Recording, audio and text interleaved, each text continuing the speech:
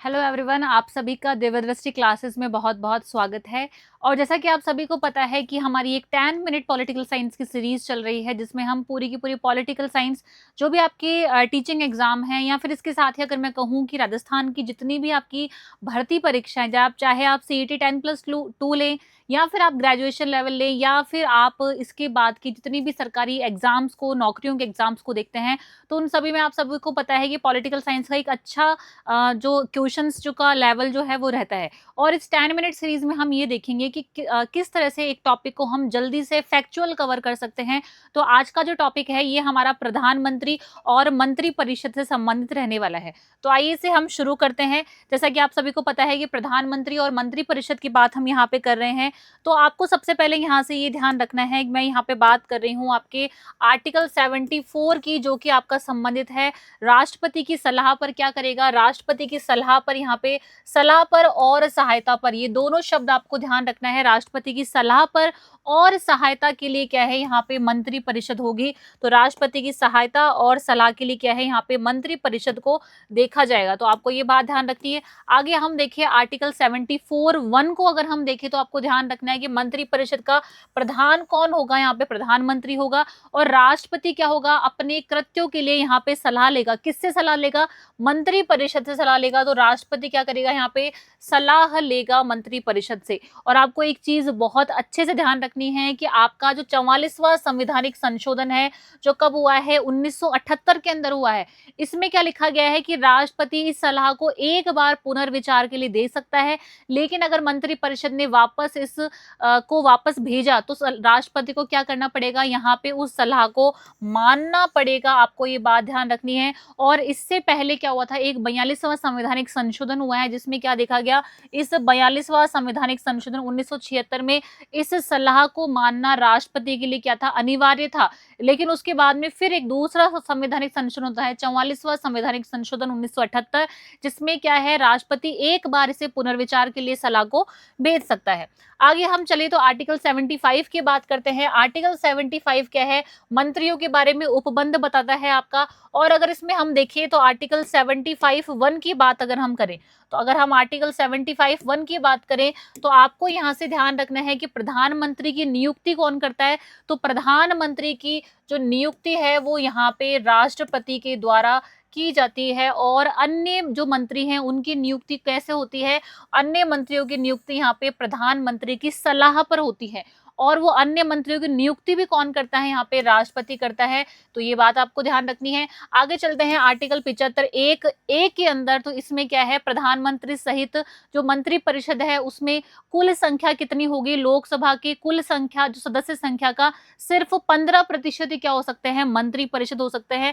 तो ये 15% के बारे में ध्यान रखना है। कौन से संवैधानिक संशोधन से ये प्रावधान जोड़ा गया है, तो 91वां संवैधानिक संशोधन 2003 से क्या है, ये प्रावधान जोड़ा गया है कि टोटल मंत्री परिषद कितने होंगे, 15% होंगे कुल लोकसभा सदस्यों के। आगे हम चलें तो आपका 75(1)(b) है। यहाँ पे 75(1)(b) की बात करें तो यहाँ पर जो दल बदल के आधार पे जो मंत्री की अयोग्यता है उसको घोषित करा जाएगा। ये भी कहाँ लिखा गया है, ये भी आपका आर्टिकल 91 जो कॉन्स्टिट्यूशन अमेंडमेंट है, 91वां संवैधानिक संशोधन, उसमें लिखित है। आगे देखिए तो 75(2) की बात करें तो मंत्री क्या करेंगे, यहाँ पे प्रसाद पर्यंत जो पद है अपना धारण करेंगे। किससे प्रसाद पर्यंत, राष्ट्रपति से प्रसाद पर्यंत।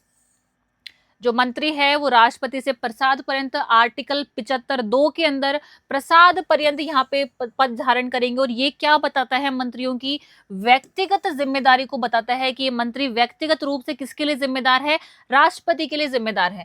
आगे देखते हैं 75(3) और ये मंत्री परिषद की जो लोकसभा के प्रति सामूहिक क्या है, ये सामूहिक रूप से जो जिम्मेदार है, किसके लिए मंत्री है, लोकसभा के लिए सामूहिक रूप से जिम्मेदार है, उसकी बात बताता है।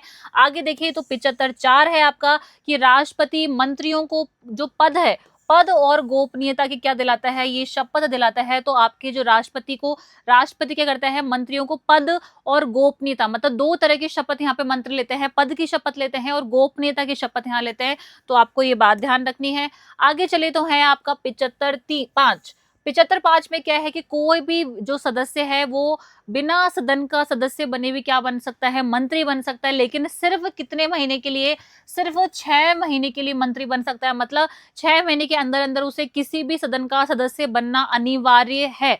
तो आपको ये बात ध्यान रखनी है। आगे देखते हैं 75(6) में देखिए तो मंत्रियों के वेतन भत्ते किसके ऊपर यहाँ पे निर्धारित है, संसद यहाँ पे वेतन भत्ते मंत्रियों के निर्धारित करेगी 75(6) के अंदर। आर्टिकल 77 देखिए तो यहाँ पे समस्त कार्यपालिका की जो कार्यवाही है वो किसके नाम पे होती है, तो राष्ट्रपति के नाम पे होती है, बिल्कुल, क्योंकि क्या है ये हेड ऑफ द नेशन होता है हमारा, ठीक है, हेड ऑफ द स्टेट होता है, सॉरी, ठीक है। आगे देखते हैं आर्टिकल 78, तो आर्टिकल 78 में क्या है, आपके प्रधानमंत्री के क्या है यहाँ पे कर्तव्य दिए गए हैं। आर्टिकल 88 में सदन में मंत्रियों के क्या दिए गए हैं, यहाँ पे अधिकार दिए गए हैं। तो यहाँ पे हमने जितने भी इंपॉर्टेंट आपके प्रधानमंत्री और मंत्री परिषद के आर्टिकल्स हैं उनको यहाँ पे देखा है, ठीक है। आगे चलते हैं, कुछ एक्स्ट्रा फैक्ट्स हम यहाँ से देख लेते हैं। एक्स्ट्रा फैक्ट्स की बात करें तो प्रधानमंत्री को शपथ कौन दिलाता है यहाँ पे, तो प्रधानमंत्री को शपथ दिलाता है आपका यहाँ पे राष्ट्रपति। और राष्ट्रपति क्या करता है, प्रधानमंत्री की नियुक्ति करता है। ये आपको ध्यान रखना है क्योंकि एग्जाम में कई बार क्वेश्चन ऐसा आया है कि प्रधानमंत्री क्या करता है, तो नियुक्ति करता है। और राष्ट्रपति तो कैसा होता है, सिर्फ नाम मात्र का यहाँ पे शासक होता है। और वास्तविक शासक कौन होता है, यहाँ पे शासन प्रमुख कौन होता है, तो प्रधानमंत्री होता है। एक बात और आपको यहाँ पे ध्यान रखनी है, मान लीजिए अगर आपका जो प्रधानमंत्री है, प्रधानमंत्री कौन है, मान लीजिए राज्यसभा का सदस्य है, राज्यसभा का क्या है, सदस्य है। और अगर मान लीजिए इसके साथ ही क्या हुआ है, लोकसभा के अंदर अविश्वास प्रस्ताव पारित हो जाता है, तो अविश्वास प्रस्ताव पर कभी भी, पहली बात तो आपको ध्यान रखनी है, अविश्वास जो प्रस्ताव है आपका वो वहां पे सबसे पहले कौन से सदन में, सिर्फ कौन से सदन में होता है, लोकसभा में होता है।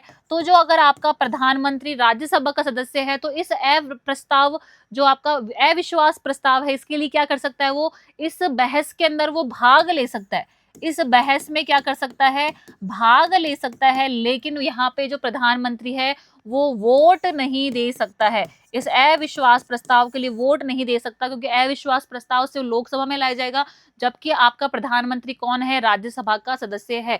तो आई होप कि आपको जो यहाँ से पूरी की पूरी जितने भी आपके टॉपिक्स थे वो क्लियर हो गए होंगे। अगर आपको समझ में नहीं आता है तो फिर से 1-2 बार इस 10 मिनट सीरीज को रिवाइज करके देखिएगा तो सारे आर्टिकल्स जो है वो याद हो जाएंगे। तो चलिए स्टूडेंट्स, आज की क्लास को हम यही कंप्लीट करते हैं। पढ़ते रहिए, मेहनत करते रहिए, सफलता एक दिन निश्चिंत ही जरूर आपको मिलेगी। Thank you so much once again.